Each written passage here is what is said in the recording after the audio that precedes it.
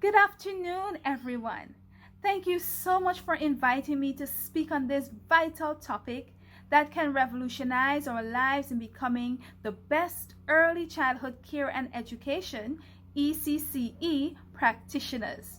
It is a privilege to share with you the topic. Continuous professional development should be a requirement as an ECCE practitioner. My name is Abena Miller, born and raised in Georgetown, Guyana, and I am currently residing in the Turks and Caicos Islands. I am presently a third-year student at the University of the West Indies Open Campus, pursuing a bachelor degree in early childhood development and family studies. I have 16 years of childcare experience, and one of my main philosophies is that one should be a lifelong learner, which enables one to be skillful and adaptable in a changing world. Hence, the importance of CPD, the acronym for Continuous Professional Development. Today, I will share with you the definition of CPD, why CPD should be a requirement for ECCE practitioners, and steps you as educators can take towards continuous professional development. Professional development consists of adult learning theory and transformational learning theory. Adult learning theory acknowledges learning as a personal, developmental, and profitable process, while transformational learning theory describes how teachers develop professionally over time. Therefore, one can define continuous professional development, CPD, as ongoing activities that develop an individual's skill, knowledge, expertise, and other characteristics. These activities can include, but are not limited to, training, practice, feedback, and follow-up. CPD is a lifelong process of learning where you maintain a high standard of excellence and competence. As educators, the programs we offer our students must have a high level of quality in order to affect children positively. When children gain positive social and emotional experiences with their primary caregivers, such as yourselves, these experiences develop their socio-emotional skills, self-confidence, and capabilities to build healthy relationships, solve problems, and cope with emotions. Therefore, if you want to be an effective ECCE practitioner to your students, you must invest in professional development as you grow. Why continuous professional development should be a requirement for ECCE practitioners?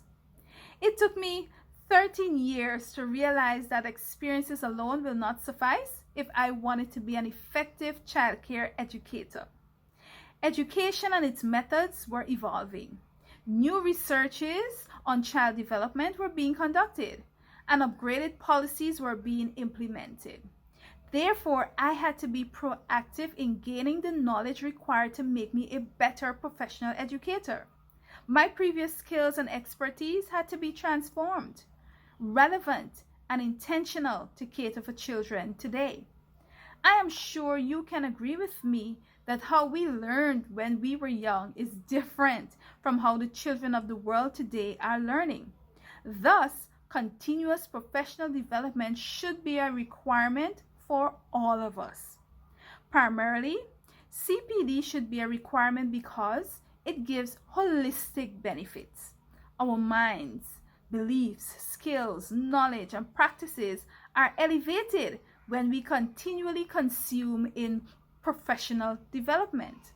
CPD includes all practices needed to impact the classroom, enriches your performances as educators, and increases academic achievement among students. As practitioners, professional development programs will motivate and inspire you to construct creative learning forums for your students. One of the missions of an early years practitioner is to care for children's developmental domains, which include physical, cognitive, social, and emotional development, as well as linguistic and spiritual growth. Consequently, it was suggested that implementing continuous professional development should be considered by educators as inseparable and necessary to their learning process. CPD helps place new ideas and knowledge into practice in an effective manner. Furthermore, CPD should be a requirement because it ensures you continue to be competent in your profession. Participating in programs and training gives you new knowledge and capabilities to aid you in unique and intricate situations. Your confidence in undertaking tasks will be heightened, and you will be motivated and enthused about staying up to date with the best childcare practices. Your qualifications will be critical to your organization, other staff members, students and their families, and the community at large.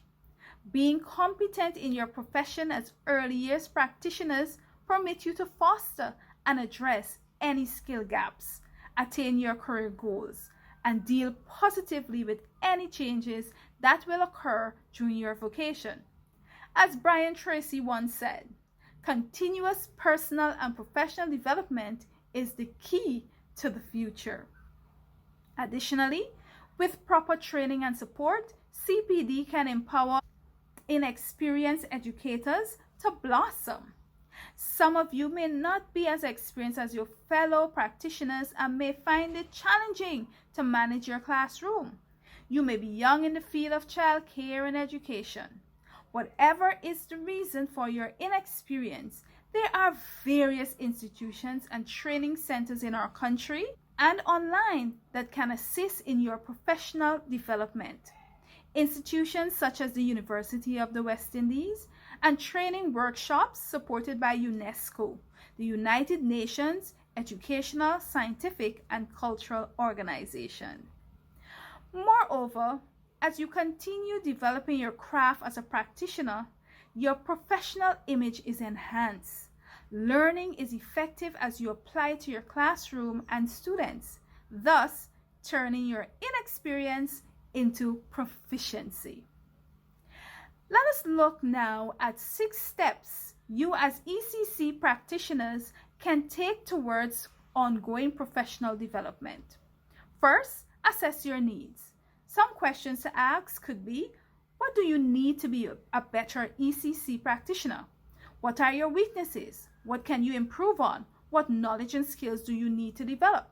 Second, identify the methods to accomplish these needs. Do you need to attend a training course, whether face-to-face or virtual? Do you need a mentor or an advisory teacher?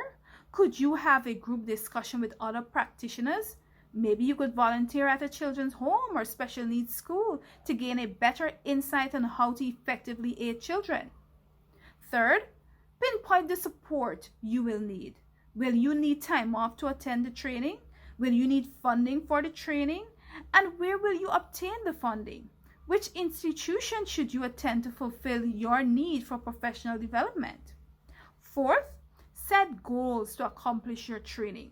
For instance, what would you like to achieve? And when would you like to achieve it? Do you start now, next month, a year from now? When will the training conclude? Fifth, reflect on your development. Evaluate your own performance. What did you learn? What knowledge and skills did you develop? How have you put this into practice? What difference did it make? Do you need further learning or training in this particular area? And sixth, share the knowledge. Share your professional development with others. Discuss with your principal or administrator ways to share your learning experiences and activities with your fellow ECCE practitioners. Think about the format you will use, whether it be dialogue, formal presentation, or hands-on teaching and learning. Ladies and gentlemen, as ECCE practitioners, continuous professional development should be a requirement for you. CPD embraces that individuals must improve their skills and knowledge beyond basic training to be effective educators. CPD is a lifelong process of learning where you maintain a high level of quality and aptitude. As ECCE practitioners, CPD should be a requirement for you because holistic benefits are achieved. assurance of continued competence in your profession, and the empowerment of inexperienced educators to thrive. I encourage you to take charge of your personal and professional development by following the steps you heard today. Assess your needs, identify the methods and support needed for your development, set goals, have self-reflections, and share the knowledge with others. Thank you again for having me as your special guest to express my thoughts on the subject. Continuous professional development should be a requirement as an ECCE practitioner. Thank you and have a wonderful day.